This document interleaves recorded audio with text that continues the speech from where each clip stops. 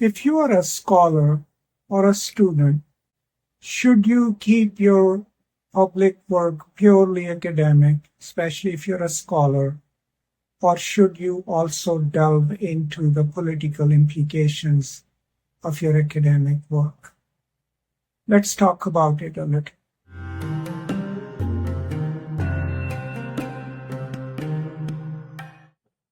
So I am a post-colonial studies scholar by training, which automatically presupposes that most of my work is political.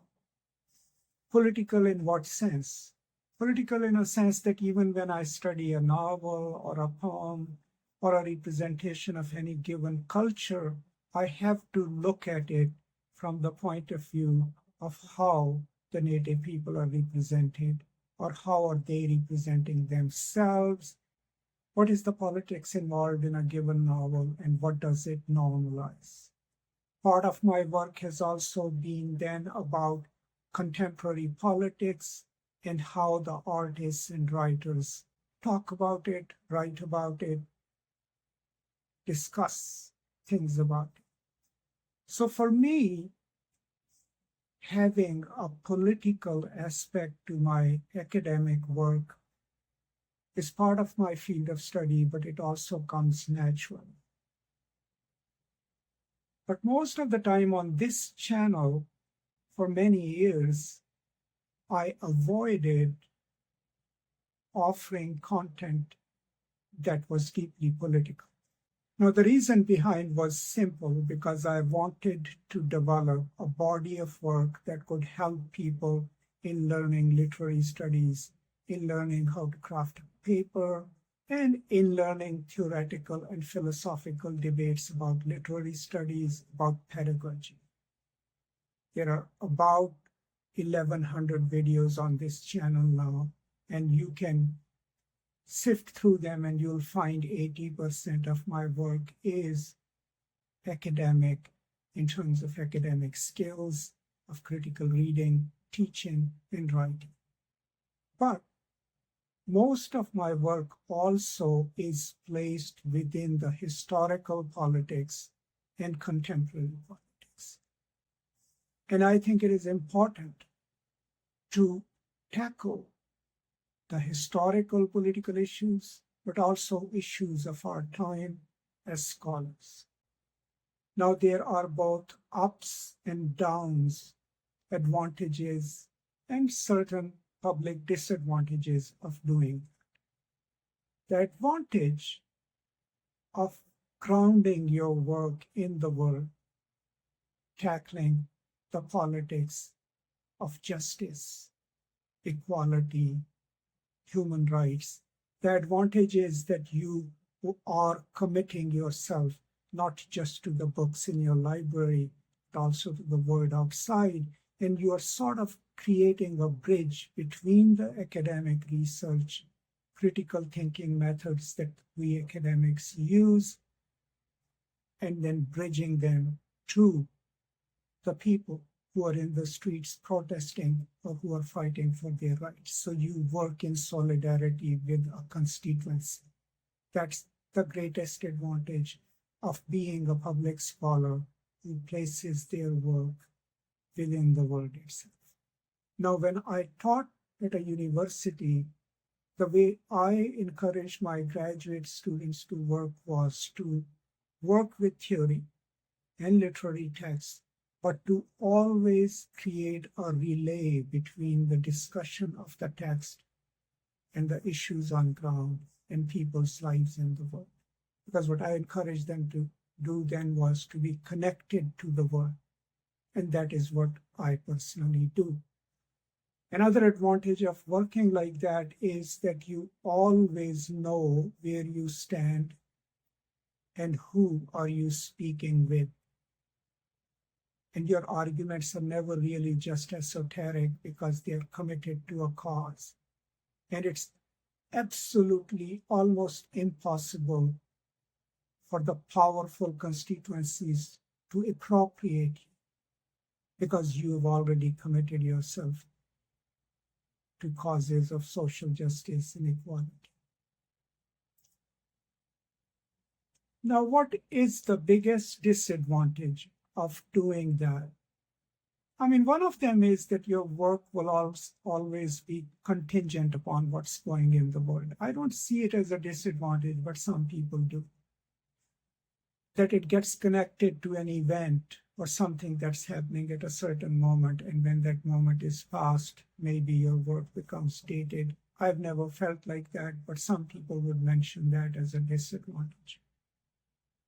I think the biggest disadvantage, and I still don't consider it a disadvantage, is that when you commit to a political cause and put yourself out there in the world, you also draw a lot of hatred from the people in the world, but also institutionally, it becomes easier for people to pigeonhole you or to even designate you, label you.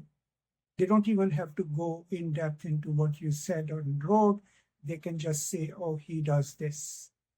So what it becomes is that it becomes one more hindrance for you in seeking jobs and employment.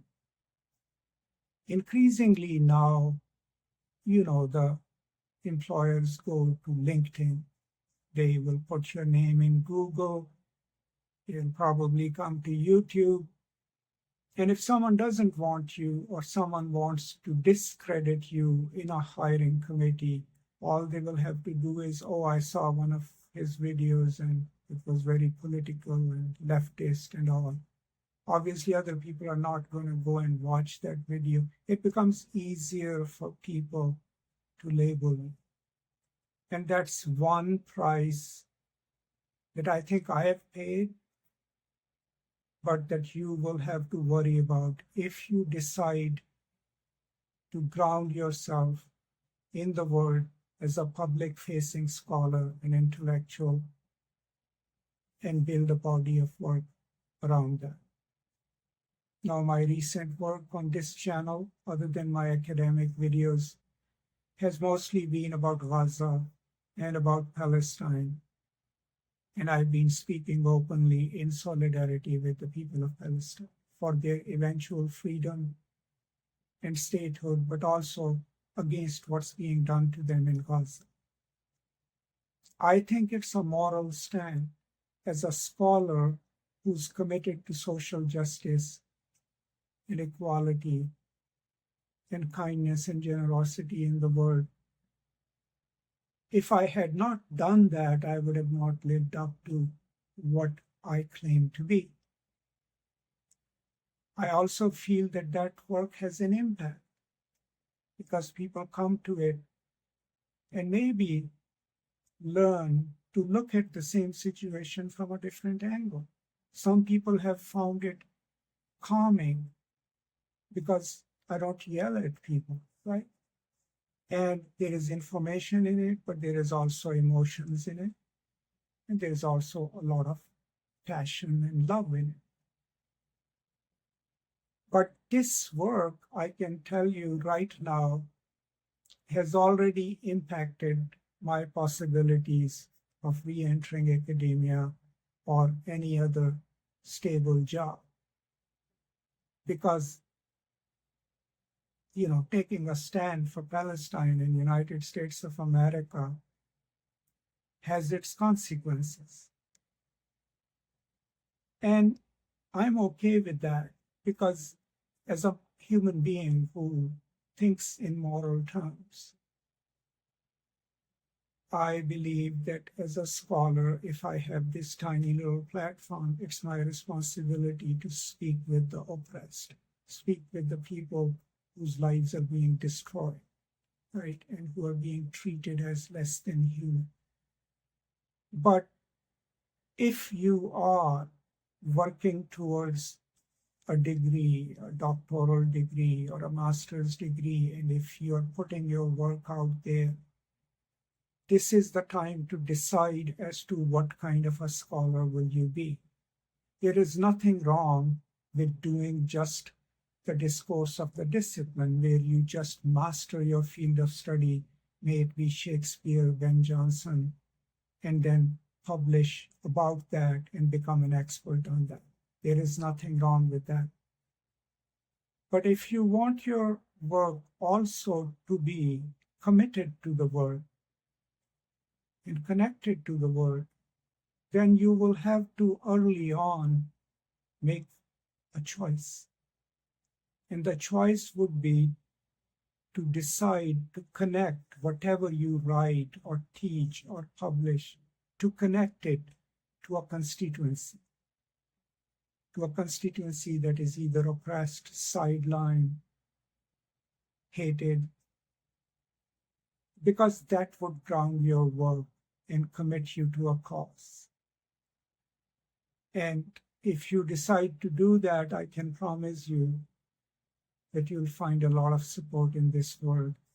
Your work will have huge impact, despite the fact that you will draw criticism and you will get hate from people.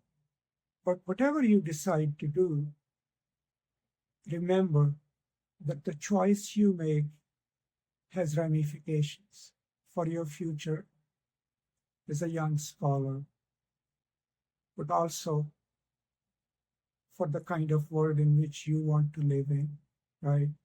The kind of world you would like to see, right? And if your work contributes to that, I think that's a good trade-off. Now, another advice that I can give you is that, okay, keep doing the traditional scholarship, become part of a university or the academy, and then once you're established, slowly move towards more deeply politically committed work. That's a gradual shift, but you can, at a certain point in your career, probably also decide to make that shift. So overall, having done it, having produced politically engaged scholarship throughout my career as an active scholar, and now, as someone here on YouTube, I can tell you that personally, spiritually, it has been the most rewarding part of my experience as a writer, as a scholar, as a teacher, and I absolutely have no regrets. Given a chance to go back and redo it, I will still do it the same way. Because standing for something other than ourselves, I think, is one of the very few noble things that we can do in life. And it gives us hope, right? And makes us believe in this world. And gives us some hope that maybe if many of us came together, we can change this world and make it a just, equitable, kind, generous, and compassionate world. So that's all I wanted to say today. Please share your thoughts and ideas. Let me know what you think, what your struggles are. I would love to hear from you. And I hope you're staying well. Take care, stay safe, and I will now see you next time. Until then, peace and love.